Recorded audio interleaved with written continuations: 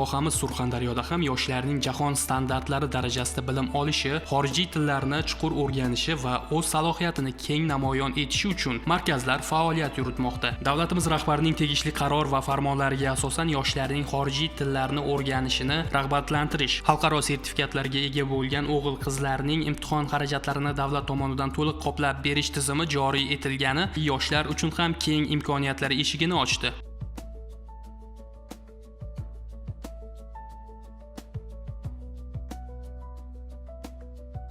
Surxondaryo viloyatida ham yuqori natijalarga erishayotgan yoshlar safi kun sayin kengayib bormoqda. Rasmiy statistik tahlillarga e'tibor qaratadigan bo'lsak, birgina joriy yilning o'zida Yoshlar ishlari agentligi Surxondaryo viloyati boshqarmasi tomonidan 3000 nafardan ziyod vohalik yoshlarga xalqaro til sertifikatlari IELTS sifir uchun xarajat qilingan 6 milliard so'mdan ortiq mablag' to'liq qoplab berildi. Bu ko'rsatkich o'tgan yilning mos davriga nisbatan 1.5 baravarga ortganini ko'rish mumkin. Bu esa Termiz shahri va tumanlaridagi yoshlar orasida ingliz tiliga bo'lgan qiziqish qay darajada yuqori ekanligini yaqqol isbotlaydi.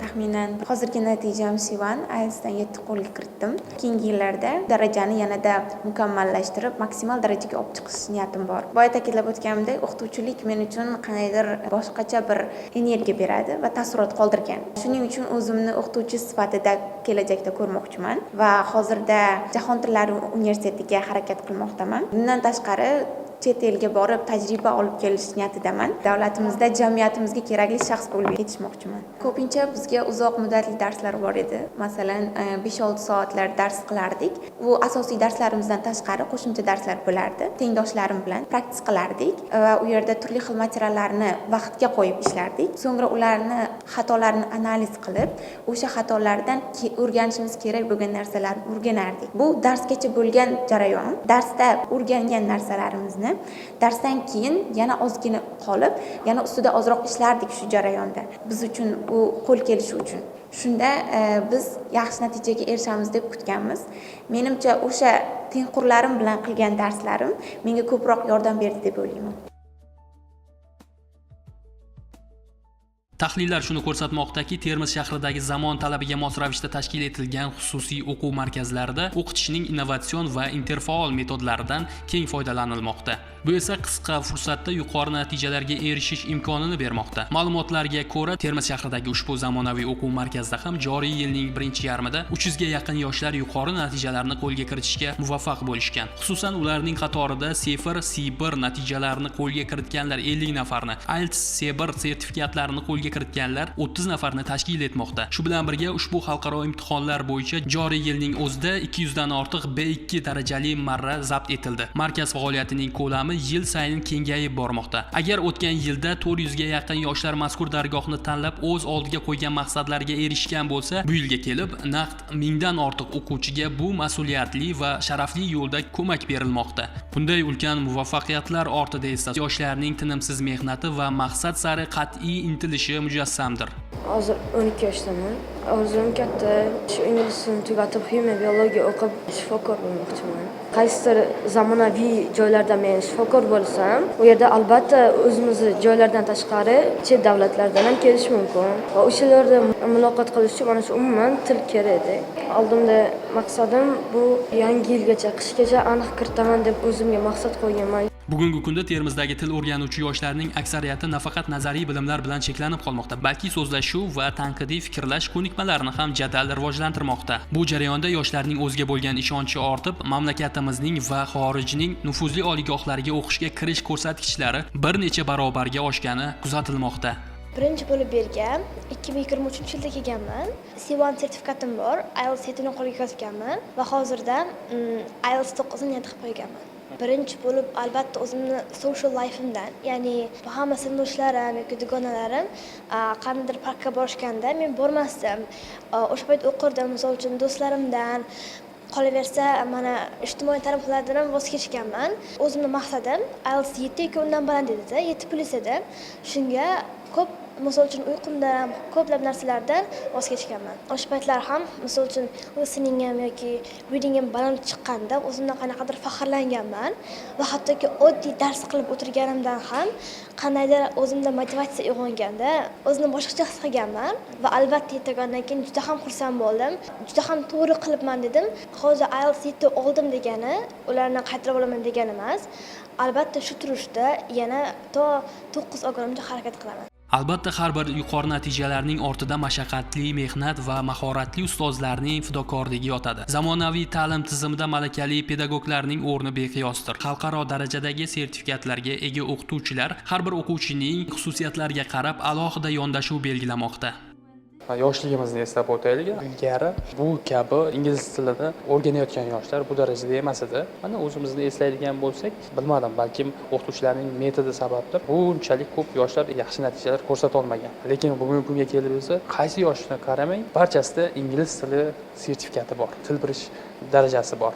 Bunga sabab nima deb o'ylaysiz o'qituvchi sifatida? Menimcha avvalo bunga xorijiy tillarga, ingliz tiliga berilayotgan e'tibor va undan keyin esa internet. Chunki mana hozir biz bemalol xohlagan davlatdagi ma'lumotlar ola olamiz. Ayniqsa o'sha ingliz tilidagi kitoblarni ola olamiz. YouTube'ga kiradigan bo'lsangiz agar education, ya'ni ta'limiy dasturlar juda ham ko'p. Bemalol uyda o'tirib o'rganishingiz ham mumkin. Mana shu narsalar ochib berdi. Undan tashqari ingliz tilini bilgan insonga hozir imkoniyatlar ko'proq.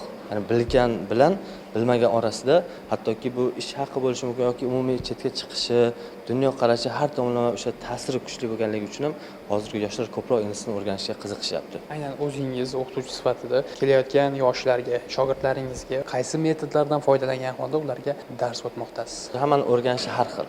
Lekin shundan kelib chiqib, baribir darsda ko'proq qattiq qo'l bo'lishi kerak qilaman. O'quvchilar buni qanaqadir mas'uliyatni his qilgandan keyin o'qiy boshlaydi. Va iloji boricha har biri bilan alohida. Misol uchun, ba'zilari shunchaki mana interaktiv bo'lsa agar yaxshi o'rganishadi. Ba'zilari esa buni qattiq qo'lroq bo'lsa agar o'sha ko'proq nazariya bilan, ba'zilari amaliy. Bizda mana o'quvchilar guruhda ko'p bo'lib ketmaydi. Odatda 15-20 ta bo'ladi. Ya'ni o'sha har bitta o'quvchi bilan alohida ishlashimiz uchun. Mana shunaqa narsalardan foydalanamiz. Ba'zida activity qilamiz. Shunaqa activitylar orqali va har bitta o'quvchini o'rganish ehtiyojidan kelib chiqib o'zimiz metodika shakllantirib o'tib ketamiz. Bugungi kunda yoshlarning ingliz tilini o'rganishga bo'lgan talabi juda ham yuqori. O'quvchilarda nimalardan voz kechishni va nimalar qilish kerakligini doimo ta'kidlab o'tasiz. Albatta, birinchi voz kechadigan narsasi bu ijtimoiy tarmoqlar.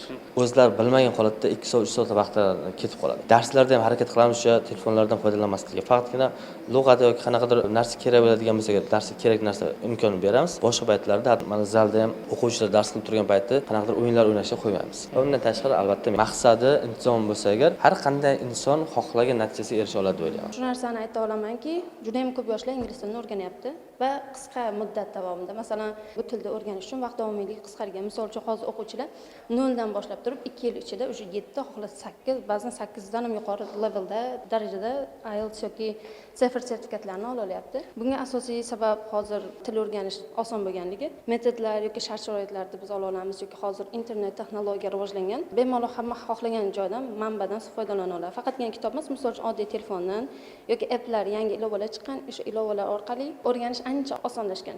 Ota-onalardan shu narsani tavsiya qilardim. O'quvchilardan juda tez natija kutish emas, balki ularni qo'llab-quvvatlash, masalan, xato qilganda bularni to'g'ri tushuntirib, ularga to'g'ri yo'nalish bera olish, o'shalar qo'llab-quvvatlash deb o'ylayman.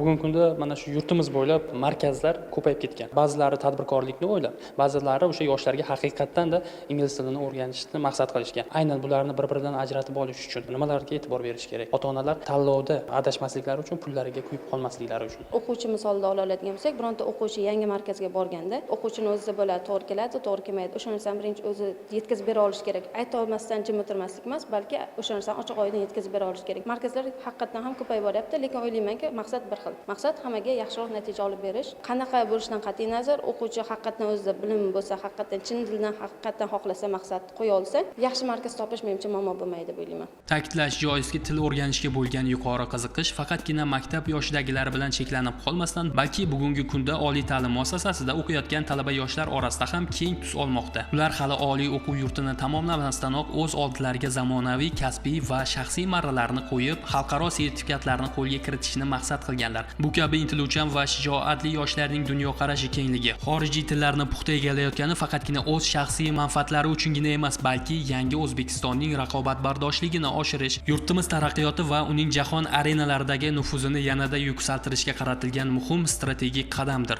Hozirda iqtisodiyot yo'nalishida tahsil olaman. Iqtisodiyotimizda bevosita chet el investorlar va yoki hamkorlar bilan bevosita muloqotlar, shartnomalar tuzilish jarayonida ingliz tili menga juda ham muhim deb hisoblayman. Kelajakdagi karyeralarimda ham yaratib berilayotgan sharoitlarni yanada kengroq qo'llash tufayli logistika va o'sha chet el bilan eksport-import aloqalarini kengroq o'rnatish va ularni chekka hududlarimizga ayniqsa integratsiya qilish jarayonida ingliz tili menga juda ham asqotadi degan umiddaman. Markazlarimizda yaratib berilayotgan va qolaversa davlatimiz tomonidan yaratib berilayotgan imkoniyatlar bu tahsil olishimiz jarayonida juda katta o'zini muhim ahamiyatga ega. O'sha o'qituvchilarimizning metodikalari, ularning tajribalari, ularning shu bizga ulashgan bilimlar, tajribalar tufayli biz mana shu natijalarga erishyapmiz deb o'ylayman. Xulosa o'rnida ta'kidlash joizki, xorijiy tillarni mukammal egallash bu shunchaki shuhrat emas, balki dunyoga chiqish, zamon bilan hamnafas odimlash va buyuk kelajakni barpo etishning muhim omilidir. Surxon vohasida til o'rganib, katta marralarni zabt etayotgan va yuqori natijalarga erishayotgan bugungi yoshlar mamlakatimizning dovrug'ini dunyoga tanitadigan asl intellektual kuch va istiqbol egalari bo'lib yetishishlariga ishonamiz.